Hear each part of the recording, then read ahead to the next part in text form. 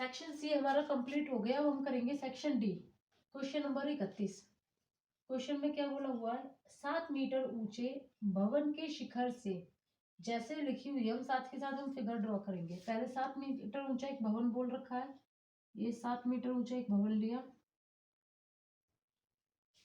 के शिखर से एक केबल टावर के शिखर का उन्नयन कोण, ये हमारा भवन है, इसे कुछ दूरी पर हम एक केबल टावर लेंगे। माना ये हमारा केबल टावर है। भाई हम केबल टावर को बड़ा क्यों ले रहे हैं, वैसे बड़ा ही होता है केबल टावर, और इसमें उन्नयन कोण की बात कर रहे हैं। इस भवन के शिखर से उन्नयन कोण, उन्नयन कोण कब बनता है, जब हम नीचे से ऊपर की तरफ देखते हैं। अगर इसमें उन्नयन कोण बन रहा है तो ये जो टावर है बड़ा ही होगा। कितना बन रहा है इसका उन्नयन कोण, 60 डिग्री उन्नयन कोण।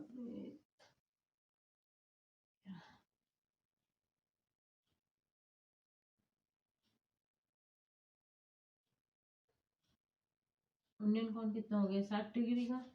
और इसके पाद का अवनमन कोण, इसी टावर के पाद का अवनमन कोण कितना दे रखा है, 45 डिग्री। अवनमन कोण कब बनता है, जब हम ऊपर से नीचे की तरफ देखेंगे। ये कोण कितने का बन गया, 45 का। अगर ये कोण हमारा 45 डिग्री का है तो ये कोण भी कितने का हो जाएगा, 45 डिग्री का। क्यों होगा, ये दोनों हमारी समांतर रेखाएं हैं, तो ये वाले कोण कैसे होते हैं, हमारे एकांतर कोण हो जाएंगे। सभी को नाम दे लेते हैं, यहाँ ए बी सी डी और ई। हमें टावर की ऊंचाई निकालनी है, ये पूरी वैल्यू हमें फाइंड आउट करनी है, टावर की ऊंचाई। अगर ये वैल्यू हमारी 7 है तो ये भी कितनी हो जाएगी, 7। यहां से यहां तक BC की वैल्यू भी कितनी हो गई, 7। BC की वैल्यू हमें पता है। अब हमें वैल्यू निकालनी है DC। इसमें हम एंगल भी हमें दे रखा है किसी त्रिभुज की, और भुजा दे रखी है। हमें एक भुजा और एक कोण पता होना चाहिए, तो हम दूसरी भुजा निकाल सकते हैं। हमें DC निकालना है, यहाँ से D से C निकालना है। इस त्रिभुज का कोण तो हमें मालूम है, लेकिन कोई भी भुजा हमारे पास नहीं है।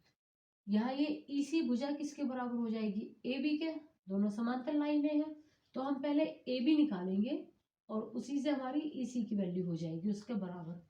AB हम निकालेंगे त्रिभुज ये BAE से, ये कोण कितने का हो जाएगा, 90 डिग्री का हो जाएगा। त्रिभुज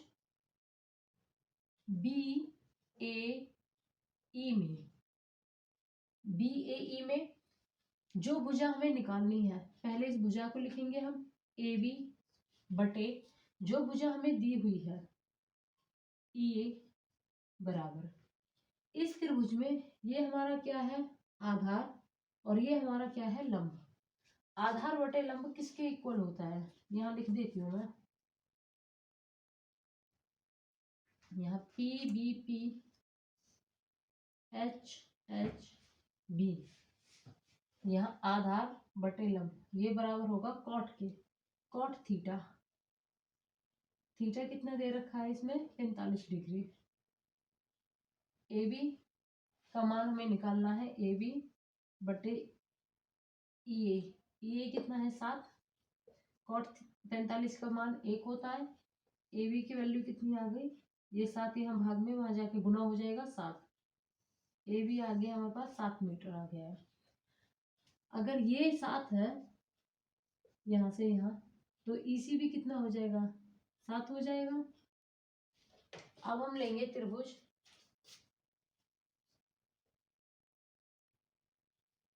ECD में, ये भी यहाँ समकोण बनेगा 90 डिग्री का। त्रिभुज ECD में इस बार हमें क्या निकालना है, CD। जो भुजा निकालनी है जो ऊपर रखा, और जो भुजा में दे रखी है EC, जिसका मान पता है, इसे हर में रखेंगे। यहाँ से हमारे पास कितना हो जाएगा, यहाँ CD ये है लंब, और ये है हमारे पास आधार। Perpendicular upon base, perpendicular upon base, ये कितना होता है, tan थीटा। tan थीटा का मान कितना है इसमें, 60 डिग्री। CD का मान हमें निकालना है। EC कितना दे रखा है 7। tan 60 की वैल्यू कितनी होती है वर्गमूल 3। CD का मान कितना आ गया 7 वर्गमूल 3 मीटर। हमें निकालनी क्या थी टावर की ऊंचाई। टावर की ऊंचाई कितनी, टावर की ऊंचाई, टावर की ऊंचाई है क्या DC जमा CB, DC जमा CB। DC का मान कितना आया है 7 वर्गमूल 3 जमा CB का मान कितना है 7। दोनों में से 7 कॉमन लिया, कितना बचेगा। जब यहाँ से हमने 7 कॉमन ले रहे हैं तो यहाँ से वर्गमूल 3 और यहाँ से 7 कॉमन ले लिया तो 1। 7 वर्गमूल 3 जमा 1 मीटर।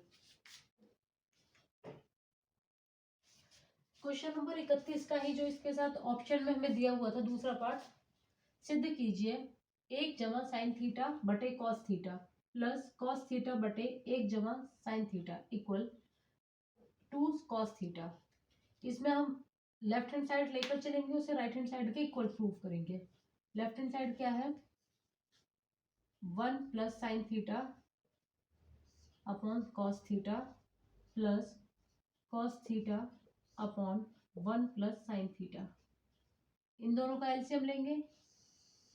एलसीएम कितना आएगा कॉस थीटा ब्रैकेट में 1 प्लस साइन थीटा। जब हम सॉल्व करेंगे cos theta 1 plus sine theta को कॉस थीटा से भाग करेंगे, ये हमारा कट जाएगा, सिर्फ क्या बचेगा 1 प्लस साइन थीटा। एक 1 प्लस साइन थीटा पहले से ही है तो 1 प्लस साइन थीटा पूरे का वर्ग आ जाएगा प्लस यहाँ से जब हम इससे भाग करेंगे 1 प्लस साइन थीटा से 1 प्लस साइन थीटा कट जाएगा, कॉस थीटा बचेगा। एक कॉस थीटा ये है और एक कॉस थीटा ये है, दोनों गुना होके कितना हो जाएगा कॉस स्क्वायर थीटा। यहाँ से हम a plus B whole square का फॉर्मूला ओपन करेंगे। a plus B whole square क्या होता है a plus B whole square बराबर a का वर्ग जमा b का वर्ग जमा 2ab। यहाँ a की जगह कितना है 1, 1 का वर्ग जमा साइन स्क्वायर थीटा जमा 2 साइन थीटा जमा ये कॉस स्क्वायर थीटा हमारा यहाँ से चल ही रहा है बटे में cos theta 1 plus sine theta. 1 का वर्ग कितना होगा 1, ये sine square theta plus cos square theta कितना हो जाएगा 1 हो जाएगा। ये भी इसको पहले मैं इकट्ठा लिख लेती हूँ, sine square theta plus cos square theta plus 2 sign theta बटे में cos theta 1 plus sine theta. इस पूरे की वैल्यू कितनी होती है 1, ये 1 लिख दिया इसकी जगह, यहाँ से कितना आया 2 साइन थीटा बटे में cos theta 1 plus sine theta. हम ये भी रीजन दे देंगे जो हम यूज कर रहे हैं, क्योंकि साइन थीटा जमा कॉस स्क्वायर थीटा, ये sine square theta plus cos square theta equal 1। 1 जमा 1 2, 2 जमा 2 साइन थीटा बटे में कॉस थीटा 1 जमा साइन थीटा। यहाँ से दोनों में से 2 कॉमन लिया, यहाँ क्या बचेगा 1, यहाँ से 2 कॉमन ले लिया तो सिर्फ साइन थीटा बचा है। Cos theta 1 plus sine theta, 1 plus sine theta से 1 प्लस साइन थीटा बच गया। 2 बटे कॉस थीटा, 2 ऐसे ही रहा। 1 बटे कॉस थीटा किसके बराबर होता है सेक थीटा के। यहाँ क्वेश्चन में यहाँ सेक थीटा आएगा, सेक थीटा, ये बराबर आ गया राइट हैंड साइड के, हेंस प्रूव्ड।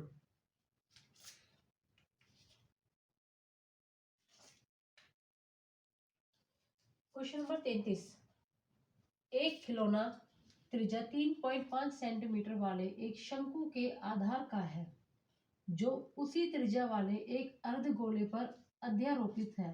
इस खिलौने की संपूर्ण ऊंचाई 15.5 सेंटीमीटर है। इस खिलौने का संपूर्ण पृष्ठीय क्षेत्रफल ज्ञात कीजिए। क्या बोला हुआ कि एक शंक्वाकार कोई खिलौना है जो अर्धगोले पर अध्यारोपित किया हुआ है। पहले हम एक अर्धगोला बनाएंगे, ये अर्धगोला है। इस अर्धगोले की त्रिज्या कितनी दे रखी है हमें? 3.5 सेंटीमीटर। इसी पर एक शंकु है, ये शंकु है,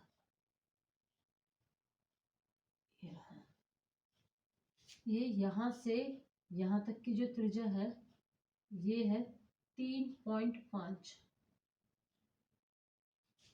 और इस पूरे की ऊंचाई कितनी है? 15.5 सेंटीमीटर। यहां से यहां तक की ऊंचाई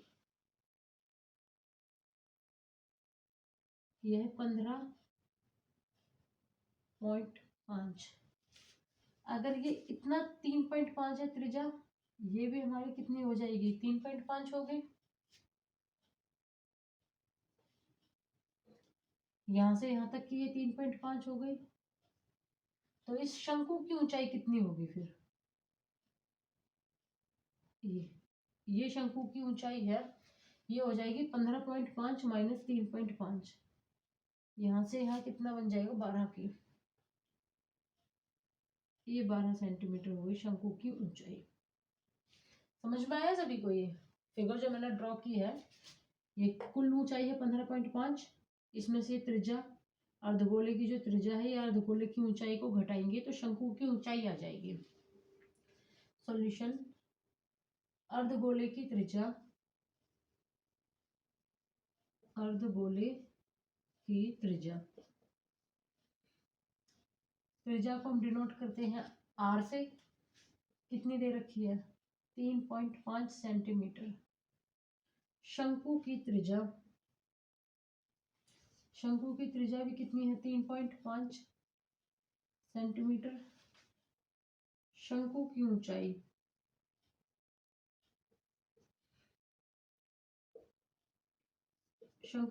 कितनी हो गई है? खिलौने की कुल ऊंचाई 15.5 माइनस अर्धगोले की जो ऊंचाई है 3.5, 12 सेंटीमीटर। संपूर्ण पृष्ठ का हमें क्षेत्रफल निकालना, उसके लिए हमें शंकु की तिर्यक ऊंचाई की जरूरत पड़ेगी। पहले हम उसको निकाल लेते हैं, शंकु की तिर्यक ऊंचाई, इसको h, शंकु की ऊंचाई को h कह रहे हैं, और तिर्यक ऊंचाई को डिनोट करते हैं l से। है क्या तिर्यक ऊंचाई? ये वाली जो ऊंचाई है ना, ये इधर, इसको कहते हैं तिर्यक ऊंचाई।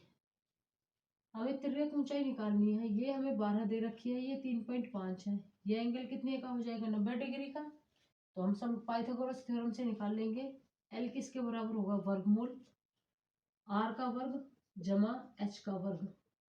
एल बराबर आर और एच का मान हम इसमें रख देते हैं। आर कितना है? 3.5 जमा एच कितना है? 12।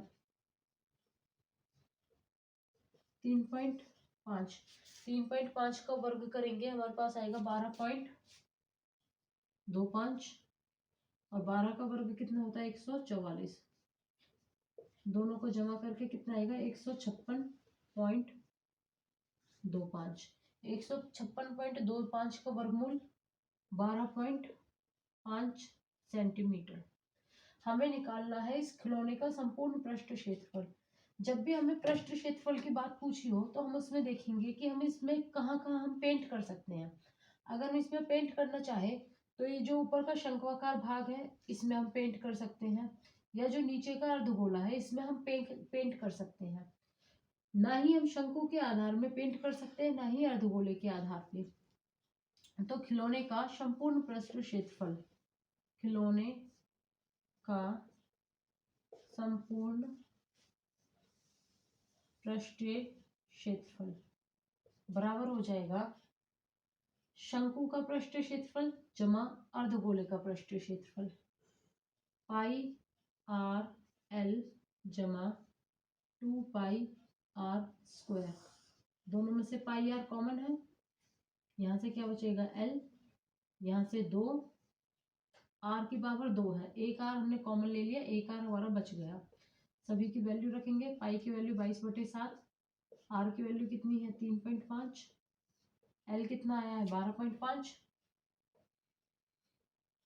जमा 2 गुना 3.5,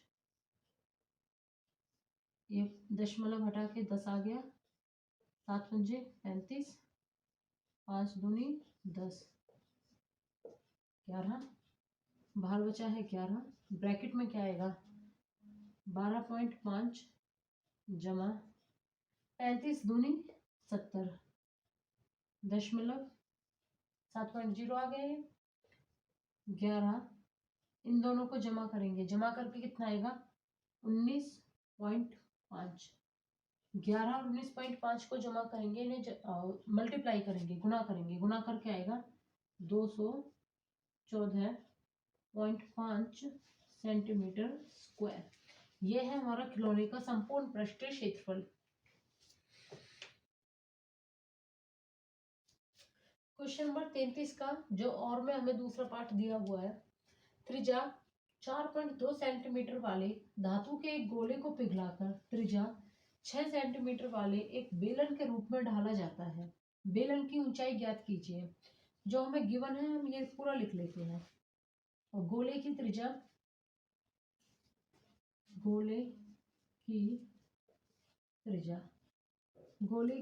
को इस बार हम कैपिटल आर से डिनोट कर लेते हैं। कितनी है 4.2 सेंटीमीटर। बेलन की त्रिज्या कितनी है, बेलन की त्रिज्या इसको स्मॉल आर से डिनोट करते हैं 6 सेंटीमीटर। हमें बेलन की ऊंचाई ज्ञात करनी है, बेलन की ऊंचाई h ये हमें फाइंड आउट करनी है। हम गोले को पिघलाकर हम बेलन बना रहे हैं। जब भी किसी एक चीज को पिघलाकर दूसरी चीज हम बनाते हैं तो उन दोनों का आयतन बराबर होगा। यहाँ गोले का आयतन बराबर होगा बेलन का आयतन।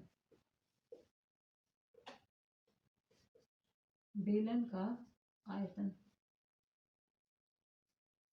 गोले के आयतन का फॉर्मूला क्या है 4/3 पाई आर क्यूब। गोले की त्रिज्या कैपिटल आर है तो हमने कैपिटल आर लिया है। बेलन का आयतन क्या होता है पाई आर स्क्वायर एच। यहाँ ये स्मॉल आर क्या है बेलन की त्रिज्या और एच क्या है बेलन की ऊंचाई। हमें ये एच का मान निकालना है। ये सारी वैल्यू हम इधर ले आते हैं 4/3 पाई आर क्यूब। यहाँ ये पाई और आर स्क्वायर क्या है गुणा में, यहाँ के भाग हो जाएंगे पाई आर स्क्वायर। वैल्यू रखेंगे पाई से पाई कट गया 4 गुना आर का मान कितना है कैपिटल आर का 4.2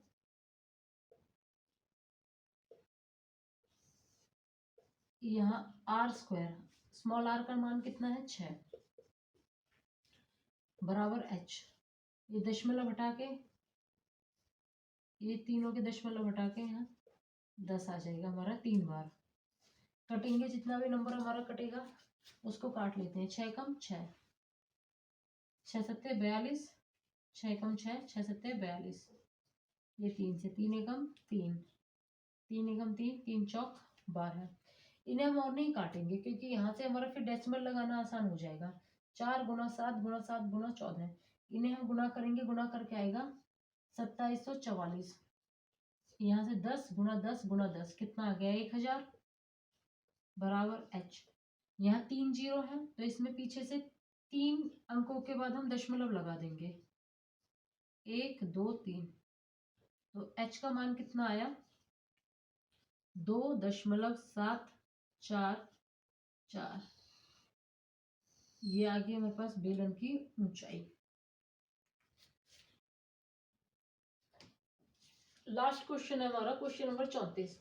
निम्नलिखित सारणी 35 नगरों की साक्षरता दर प्रतिशत में दर्शाती है। माध्य साक्षरता दर ज्ञात कीजिए। हमें साक्षरता दर दी हुई है और इसमें नगरों की संख्या दे रखी है। हमें नगरों की संख्या हमारी क्या होती है, इसकी फ्रीक्वेंसी। साक्षरता दर हमारी क्या है 45 से 55 के बीच में कितने नगर हैं 3। 55 से 65 के बीच में कितने हैं 10। 65 से 75 के बीच में कितने हैं 11। और 75 से 85 के बीच में 3, 85 से 95 3। इनका हम पहले मध्य बिंदु निकालेंगे। मध्य बिंदु क्या होता है, इन दोनों को जमा करेंगे, निचली सीमा जमा ऊपरी सीमा बटे में 2। एक का मैं निकाल के दिखाती हूँ। 45 जमा 55 बटे में 2 कितना आएगा, 45 जमा 55 100 बटे में 2 कितना आ गया 50। वैसे सभी का निकालेंगे, इन दोनों का कितना आएगा हमारा, यहाँ आएगा 60, ये 70 80 90। इन दोनों का डिफरेंस कितना चल रहा है, इनमें अंतर 10-10 का अंतर है, तो यहाँ भी 10-10 का अंतर आता जाएगा। अब हमें निकालना है एफ आई गुना एक्स आई। एफ आई गुना एक्स आई 50 गुना 3 150, 60 गुना 10 600, 70 गुना 11 870, 80 गुना 8 640, 90 गुना 3 270।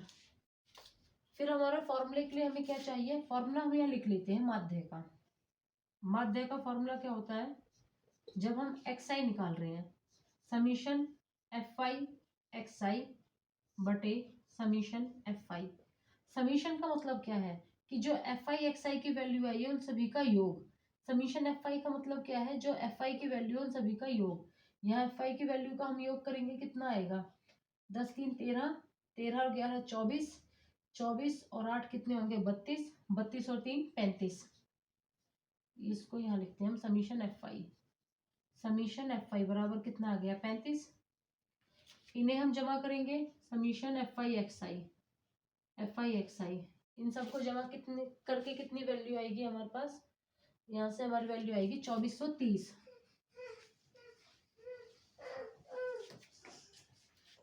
ये मान हम यहाँ रखते हैं, समीशन एफ आई एक्स आई का मान 2430 और समीशन एफ आई का मान है 35। इसे भाग करेंगे, भाग करके हमारे पास वैल्यू आएगी 69.42%। माध्य हमें किस में निकालना है, प्रतिशत में निकालना है।